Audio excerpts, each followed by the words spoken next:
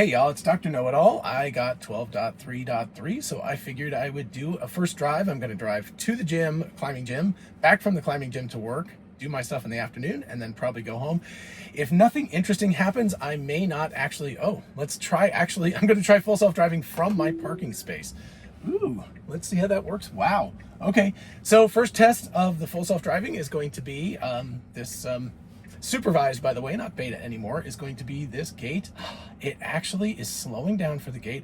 Oh my gosh, I think it really actually did see it. Now, it's possible it's the pedestrian. I hate being underneath this gate like this. It makes me very nervous. I'm afraid the gate's going to close on me, but it slowed down for these humans, pedestrians. It is class change over time, so this should actually give us a good possibility of... So we're just kind of like hanging out here. It makes me a little nervous hanging out where I am, but we're going to go through very slowly, just checking the gate to make sure it doesn't decide to close on us. Okay, seems like the gate is intelligent about that. So anyway, you can see that we've got, it was very good about stopping for the gate, I think, although it could have been the pedestrians. It is being very slow about creeping out into this area, however. Let's see what it does with these pedestrians coming up, whether it decides it's going to go through. Okay, that was cool. So yeah, a lot of buses coming, a lot of interesting things happening here. So no longer, according to the release notes, no longer do we actually have to hold the steering wheel constantly. Now, I will have to jiggle it a little bit once in a while. You'll see it will ask. By the way, it stopped at the correct stop area. You can see that these buses have to have a very wide turning area, and it is important that the car actually stop where the line is, and that's what it did. I don't know if you can see it. Doesn't really show it, but it stopped where it was supposed to. If it had creeped up any further, it would have been a very, very bad thing, because that would have meant that the bus couldn't turn. So that would have been a problematic situation. The speed is set to auto, so it should go under the speed limit. Previously, it's been a little bit slow, 12.3.2.1. So the previous version of this was a little slow, but not bad. And this thing hopefully will correct that even more. But I've heard some people say it's actually a little bit worse. So we'll see about the auto speed limit thing. It's creeping out into the lane. It should probably be more aggressive than this, but I've got 11 seconds to go here. 9, 8, counting down over there. Anyway, it should pull into the right-hand lane here to go straight. That is good. That actually was decent. I would have pulled out into the intersection a little further personally, but that's my own personal thing. It got through just fine. If there had been a ton of students there and they hadn't cleared the intersection previous to the light changing, they could have been a little awkward where I was. Whereas getting out into the lane further would be a better choice in terms of that. But anyway, it did it fine. But I'm just saying, like, there are some circumstances where it could have had its nose stuck out into traffic and been stuck there when the light changed, if the students, because sometimes they just don't stop, they just keep on walking right up until the light changes. So you have to be a little bit more assertive in terms of getting out into the intersection so you don't accidentally get stuck in a situation like that. So anyway, potential for pedestrians anywhere around here. We're on UGA's college campus right now. For example, this one coming out, and we'll see what happens, because we'll see if this car decides it wants to go through. So unfortunately, I mean, okay, so see, I had to apply slight force. But I'm just saying, like, that car, since they stopped for the pedestrians, I didn't get a chance to actually see what this car would do, but I pretty well trust. It's pretty careful around pedestrians, so I haven't had any problem with that in many versions of the software. But you can see pedestrians coming up here, for example, and it understands that they're turning, and so it doesn't have to deal with them. It would be interesting with the cars, like this one is like a dark gray, indicating that that's the follow car. It would be really interesting, and then it turns blue if you're going to interact with it, like pull in or something like that. It would be very interesting to see. Now, let's see what the car does here. It should go to the right, because that is the correct lane choice, because it's less full and we can be in both lanes. That was really good. Nice, Tesla. That's good. It hasn't done that particularly well in the past. Anyway, but it would be nice if it would highlight the pedestrians like blue or red or something, if it thought that it was going to need to interact with those people. So this is a very, very narrow little lane coming up here, and it's navigating this well. You can see it's the rear view mirror is sticking out just a tad over the edge, but it's really difficult. You have to kind of negotiate how it's going to work. So I don't know exactly which way it's going to navigate us. It's going to go all the way down to the end and make a left. Yeah. So okay. So we're being in the right hand lane is fine right now. It could move over into the left at any time, like right now. Interestingly enough, I don't believe that that is a legal move, but I get people argue with me all the time about that because it actually it shifted over lanes while we were in the intersection. And the vehicle it's pretty consistently done that since I think even version 10 a long time ago. So I don't know. I believe that is, I think in Georgia law specifically, it's weird. It's like you're not supposed to, but if you have to, you can. So I don't believe a police officer would ever pull you over for doing that unless it was just egregious or something. But if you got into an accident as you were crossing lanes in an intersection, that would probably be the point where you could get in trouble for that. So I don't know. Generally speaking, I think better for it not to change lanes in the middle of an intersection, but it's at least according to what I looked up on Georgia law, it looks like in this state specifically, at least you're allowed to do that. So don't ask me.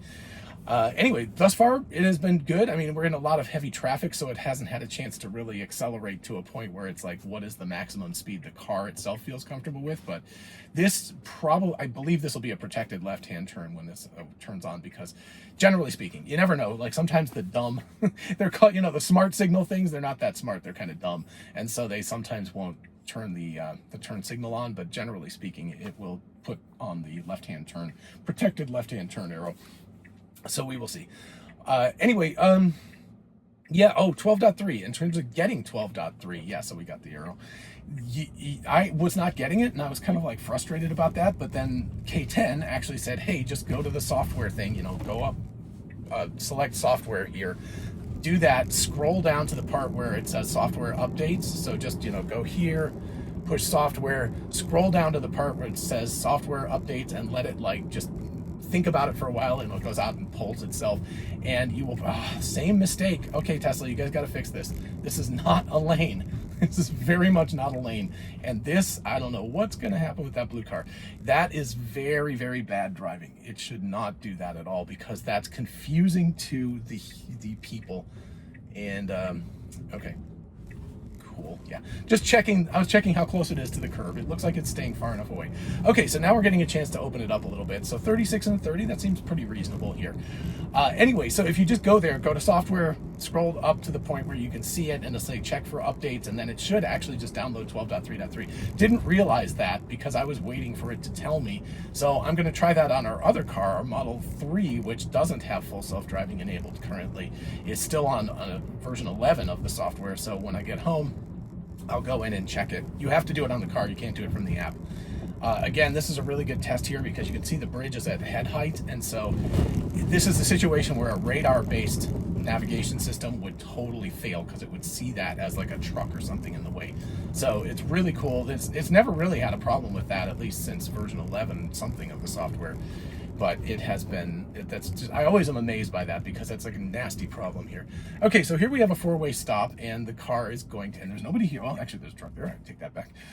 But if there was nobody here, it would still stop to this extent and just wait. And again, NHTSA needs to fix that problem, because I think if it rolls through it like, let's say less than 2 miles an hour, it should be allowed to do that, because that's, again, what everybody does.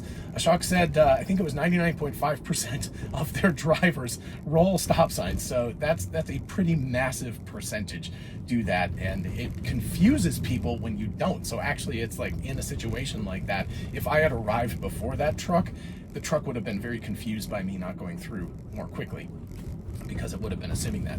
Good deal. 15, 14, 13. Yeah, that's about right. I think 15 is probably adequate, but I'm not going to quibble too much about that, But it's seeing them, right? Even though I don't see them in the visualization. And by the way, the visualization is no longer attached to the full self-driving. Good deal with the car. It understood that. It is not going to recognize this. Yep. Okay. So it still doesn't do that. That's a thing that it needs to do, to avoid potholes and stuff like that. But nice. It's definitely recognizing it internally. It's just not visualizing it. So what do I mean by that? The visualization is no longer, because it's an end-to-end neural network, the visualization really doesn't know what the car is thinking. It's just taking a guess from the output of the car what the car is thinking. So it's kind of weird. There's like another, I guess, just a small neural network or something, a visualizer that's there that's interpreting it. Sorry, I'm looking around to make sure the car's not coming. So, ooh, that's close. And no turn signal. That's not good either. So I don't know about that. Sorry about that. Anyway, so you can see that the car is behaving really well, but, oh, and it's going to put me in the wrong place again. So interesting. It thinks I'm going to make it go forward. So this is a navigation issue. So I'm going to disengage here. Unfortunately, it's disengagement from navigation. If you saw my last drive, it actually did the same thing. But since I wasn't going to the gym, I didn't care. But now since I am going to the gym, I do care. So that's a disengagement for navigation issues. Nothing safety critical at all. But you know, that's the kind of thing that it just needs to fix itself for that. So anyway, that's great. I'm going to try it on the way back and we'll see how that works. And if things go well on that, I'll try it on the way home and we'll see how that works. So anyway, I'll be back. I'm going to go climb. See ya. Bye.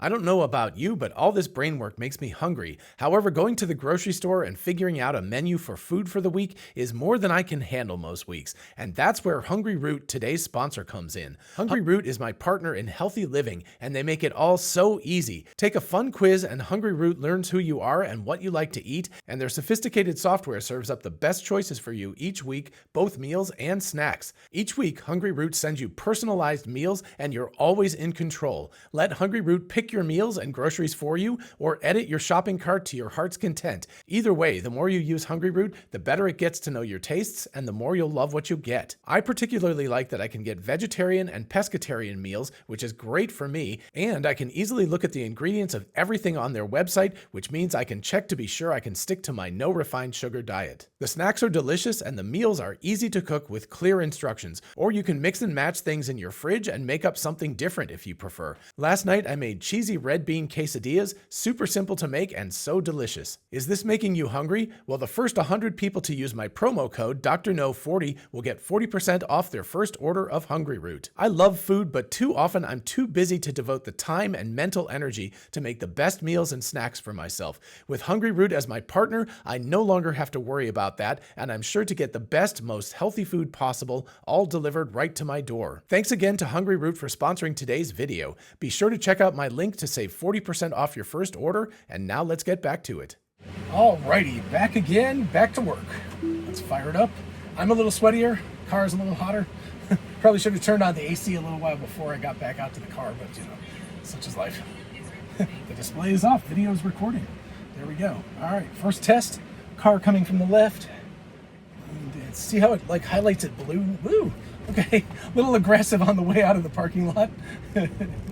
Didn't scrape anything, but it felt aggressive. All right. Gotta make a left. Oh, shoot. I really wanted to go over the train tracks, but oh well. That's not really the right direction. I am gonna make a specific test just to go over the train tracks, by the way. So, seems to be handling. This is, it handled the truck okay, but that was a very wide turn. I'm not exactly sure why. It could have, like, cut that turn a lot softer, I guess would be it. But anyway, so yeah. It's interesting how the truck has a top brake light, even though that one clearly does not. Good visualization. I like it. It's good. Nice. It saw that speed bump pretty much at the last minute because the truck was hiding it, so it slowed down very effectively. It's really feeling good over speed bumps. That used to be a definite take it out of full self-driving mistake. So, and by the way, I'm going to do a video on that. I don't know if I'll release this one first or that one first, but I'm going to do top 10, I think top 10 reasons why I still disengage autopilot. So stay tuned for that one. If you haven't, liked and subscribed, all that good stuff, make sure you do that. Apply a slight turning force. Again, no longer required to keep our hands on the wheel, according to the agreement. We just have to pay attention. So obviously there's a camera up there. Don't like start doing this. It'll ping you for that, and once in a while it still nags you, but it's much better. So here, going over our train tracks, it's not an active train tracks, and it goes over, that was very reasonably slow, so that was good. Unfortunately, because of this truck, I'm not going to get much of a chance, it looks like, of, okay, that was weird. Okay, it was a little wiggly. I don't know why I thought it needed to go in that lane, because clearly it's visualizing the left-hand turn. So here we go. The guy behind me is wondering what in the heck I'm doing by stopping that long. Oh, that was much better through the intersection. That like, I don't know if you saw, but like it just got right up to speed really quickly, so it didn't dawdle. So that's really good. Hopefully this Carson plumbing truck will go straight or turn left up at this next intersection so I can get a little more headway. It's actually the car, it's just easier for it if it's following another car, so it's not as good of a test. So if that makes sense. Anyway, you can see that he is driving under the speed limit, so we're driving under the speed limit.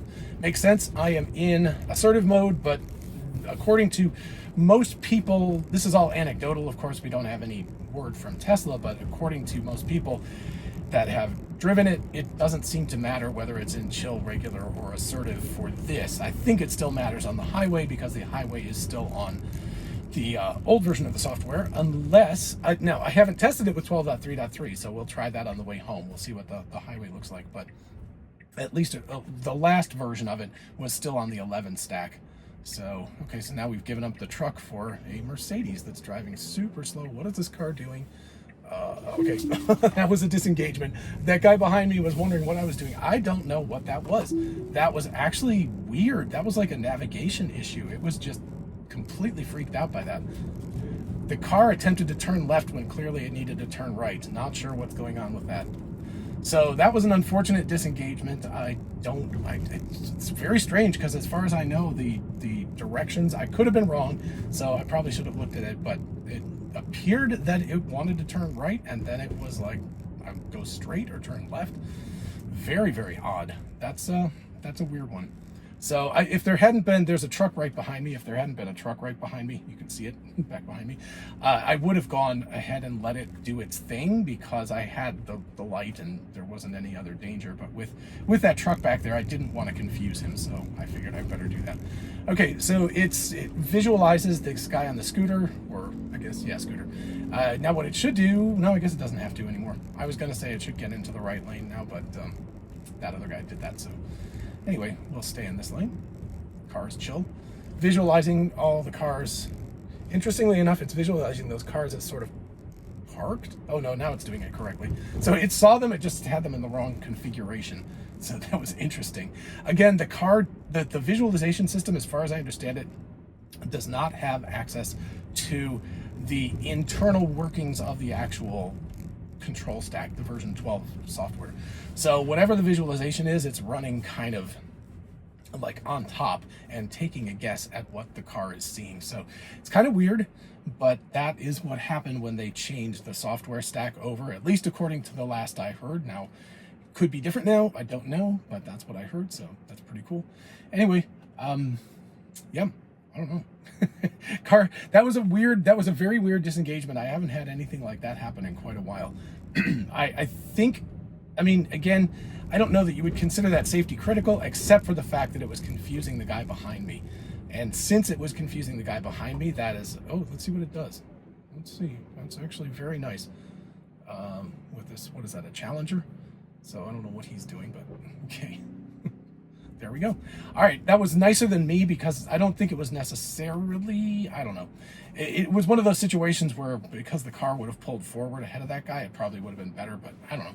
Anyway, good, it's fine. I mean, that's a very kind driver, and I can't disagree with that, even though I probably would have pulled forward and let the guy figure it out behind me, but that wasn't bad. Visualization, you can see everything is good. Car visualization, you can still see it's a little choppy, right? It's like as the cars go across. And I think, again, because the display, this is lowest priority. This is not something that the car is wasting CPU cycles or GPU cycles on if it in order to run super smoothly, because it just doesn't matter. It's not like a video game, right? This is the least important thing that's going on, is just to tell us what is happening. It doesn't need to be perfectly smooth. So it should be like lowest priority. If you think about like when the Apollo, I don't know why, I'm thinking about Apollo 11, you know, when you had when it had the error, the 1201 error and the 1202 error, those were overloads on the system and it would just restart itself. And it was because the software person who I'm forgetting his name, but really genius guy, created this sort of like priority queue, and it was like, do the most important stuff first and then get to the other things. And so it was taking control of that. In that case, it was actually restarting very, very quickly with knowledge of what was going on with like memory state saved and everything. So that was pretty cool too. But ooh, okay. So you just saw that motorcycle just put right in front of us. Car handled that perfectly fine. I'm going to have to unfortunately disengage again here because navigation is incorrect. It thinks that the entrance is down past where that speed limit sign is, but it is not. So I've tried to put in the directions before, but it doesn't seem to work. So I don't know why exactly. But anyway, I'll try to get it more accurate in the future. But again, a lot of navigation stuff. That's a lot of the issues. A lot of the issues that we still have are navigation issues. So interestingly enough. All right. Well, now let's see. Where am I going to park? I hate parking. I hate parking at the regular spots. I prefer to park like here. I'll just park down here. Actually, I think I'll make a U-turn around. So I can't ask the car to do that, unfortunately. That'd be pretty cool if I could do that. I will probably try to get it to park here, though. Let's go ahead and do that. I'll pull forward where this Odyssey is and see if I can get it to do a parking thing on its own. All right, let's see if it'll actually. Oh, look at that. Select. All right, start. Let's see what it's going to do. Okay, pulling forward. I like to try this. So again, you can't do this in autopilot. But you can't do it in autopilot, but as soon as you're out, it will show you the parking spots and you can go. Somebody pinged me about the fact that up there I'd picked out a like not a parking place for it to pull into. That was the first time I'd ever used that feature, so I didn't realize exactly what was going on. So so I've learned since then you actually have to pick a valid parking place, but of course the car should not pick one. Okay, cool. I like that it's keeping the rear view thing on. I also want to see how it does in terms of centering itself in this parking space. So we should, yeah, so now we're ahead of that, so it should stop anytime now. Woo, it's getting really close to that Odyssey. What is it doing? I think it's going to pull back again. Oh, interesting. That seems unnecessarily like, ooh, that's really close. Oh. So it's getting itself really close to the curb, which is pretty cool. But I just want to make sure that it pulls far enough forward. So this is taking much longer than I would have to have done it. But it's working, so, you know, I'll leave it alone. So yeah, I think I'm going to pull forward just like another foot or two, just like that, because just to see, yeah, I just want that a little bit further in rear view. So anyway, there we go. I will try this on the way home. I'm going to take a look at what the highway stack does now with 12.3.3, and I'll see you in just a few minutes. Bye. All right, and we're back again. Off we go to go pick up my son. Sorry, that thing always kicks in with that little thing about the display is off. Anyway, going to pick up my son rather than going home because normally he drives now, but we had to juggle the car today.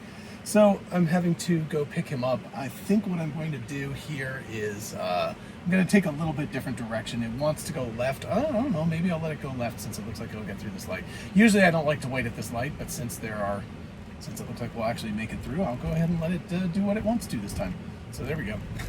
Anyway, it'll take us on the highway a little bit faster than the other way, and it's a little bit different route, so why not experience the slightly different driving directions. But anyway, what'll happen is I'll go and pick him up, and then I'll stop because I don't want to be recording while he's in the car. Obviously, that would be rude.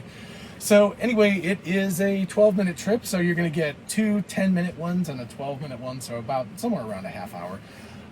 Anyway, unfortunately this Tundra's here, or else we would be able to take a right and zip out of here really quick. But in the meantime, I was going to record it. Oh, actually, the light changed quicker than I thought it was going to. But I was going to record the part going out through the gate, but my alarm went off right when that happened, so, which was reminding me to go pick up my son. So anyway, it paused the recording, so I didn't get that part. Sorry about that. But it made it through the gate okay, but I still don't know. It's like it goes slow, and then it just kind of keeps going. It doesn't really stop. So I've never had a problem where I had to intervene with the gate, but it always makes me a little bit nervous because it doesn't visualize it. So I'm not positive, exactly whether it's seeing it or not. But again, like I said earlier, the visualization is no longer what the car is actually seeing. It should have avoided that, by the way. So there's something, there's, you know, potholes, debris in the road, things like that are things that are definitely still issues.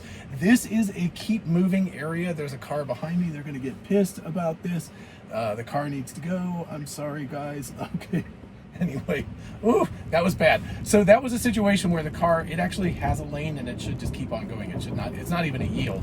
It's like its own dedicated lane. So it should not have pause there at all. So that was a problem. I was waiting. I was like, I would have been more patient, except that the guy behind me was like easing right up into my rear end. So I didn't want to, I didn't want them getting too impatient. So, you know, these are those kinds of things that are just like the little minor details at this point that are, you don't want to be that guy on the road that's a jerk that makes everybody else ticked off. So anywho, so yeah, so we're driving along. So this is a different road. This is obviously a 4-lane road, and oftentimes the right lane gets very backed up coming here. I used to live on this end of town, so I know this road quite well from a few years ago, but a lot of construction has happened since then, so it's not as it's not exactly the same as what it used to be, but it seems to be a little bit more naggy right now. That's interesting. I'm intentionally, because I'm not required to keep my hands on the wheel anymore, I'm intentionally not touching it until it starts to nag me.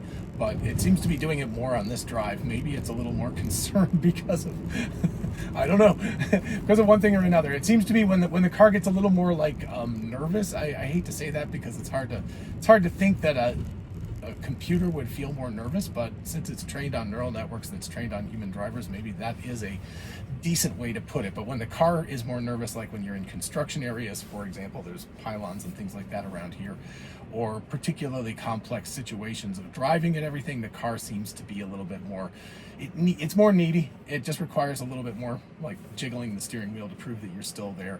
So I'm assuming that that's what's going on with this, but anyway. So we're going to make a turn onto the highway. Then it's a couple of miles on the highway, not as far because I'm going to pick up my son. But watch this thing right here. It says auto max speed right now, and I haven't really had to tweak that very much. It's been driving, it's heavier traffic, so I haven't really had a lot of open road to figure out whether it's good or not. But it seems to be driving at a pretty reasonable pace, and I'm not having to give it that much extra juice to make it go faster. But as we get onto the highway, let's see if 12.3.3 switches back to the old system, where you'll see it'll say like 75 or something like that, as opposed to auto max speed.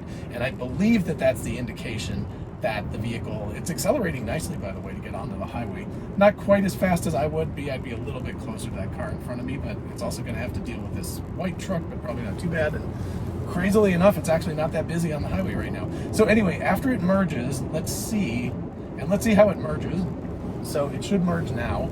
Oh, nice, much better. That is so much better than version 11. And now, yeah, it just went to 75 max. So I believe for the next 3.3 miles, we will be on the old 11 stack. So it doesn't look like they've updated that to the new 12 stack, but I'm gonna let it go. I've kind of skipped over it before, but since we only have 3 miles to go, it's only 3 minutes.